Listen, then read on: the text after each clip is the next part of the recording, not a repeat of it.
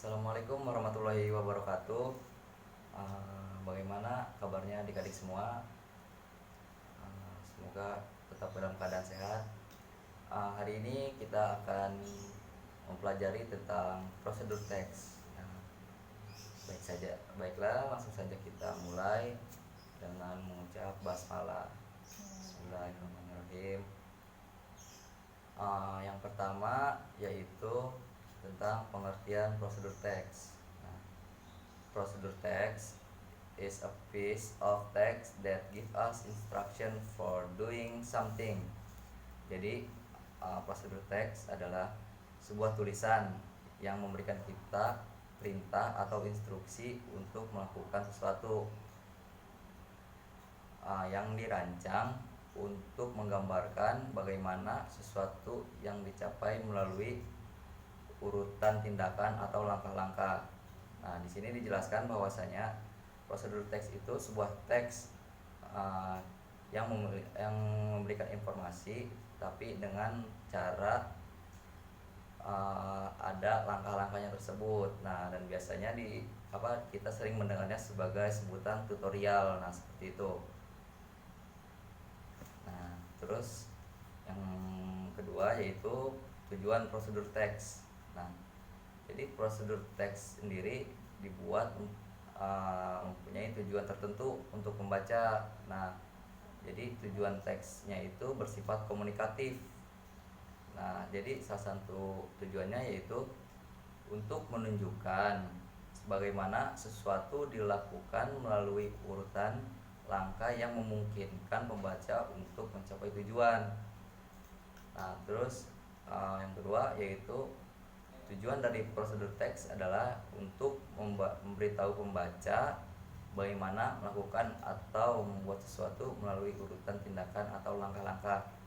Nah, jadi tujuannya itu dijelaskan kalau prosedur teks itu untuk memberitahu pembacanya itu melalui sebuah urutan tindakan atau langkah-langkah tersebut.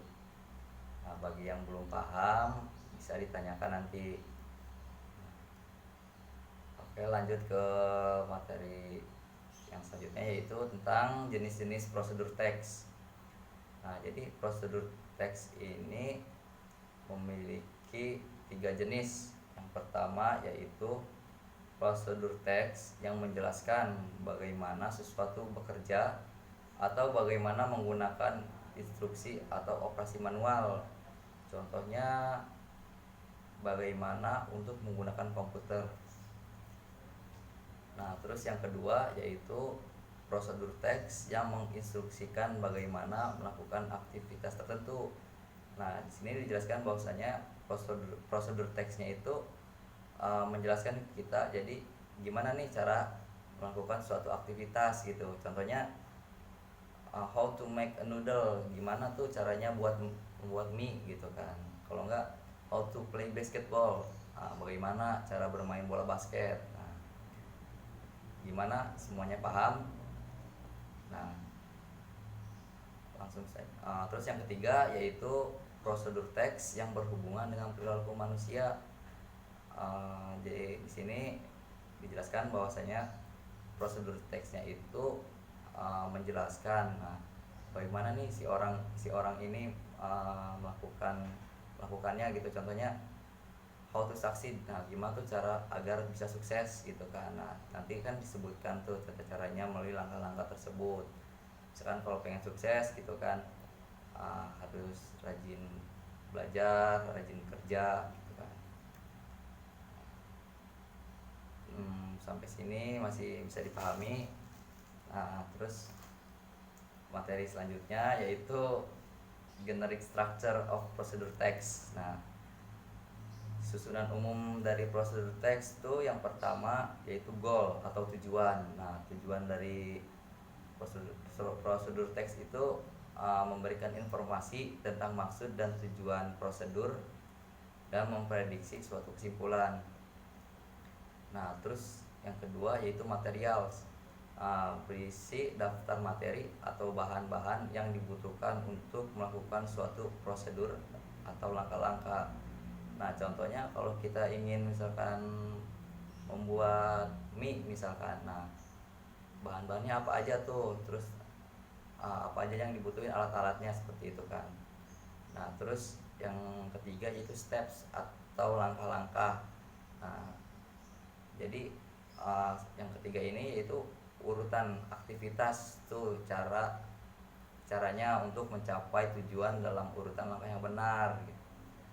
Contohnya kayak nih, masak mie misalkan, pertama misalkan panaskan air, terus habis masak, setelah airnya mendidih baru masukkan mie nya. Nah, itu langkah-langkahnya.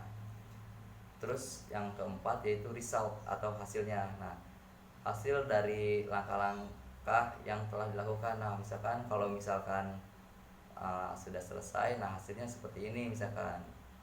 Bagaimana tadi kan misalkan tata cara bagaimana memasak mie gitu kan. Nah, hasilnya mie nya seperti apa, misalkan menjadi mie goreng gitu kan. Nah, gimana untuk materi ini, apakah bisa dipahami? Jika sudah adik-adik sudah paham, mari kita tutup pembelajaran ini dengan mengucap alhamdulillah. Alhamdulillahirobbilalamin. Ya, sekian dari saya. Assalamualaikum warahmatullahi wabarakatuh. Waalaikumsalam warahmatullahi wabarakatuh.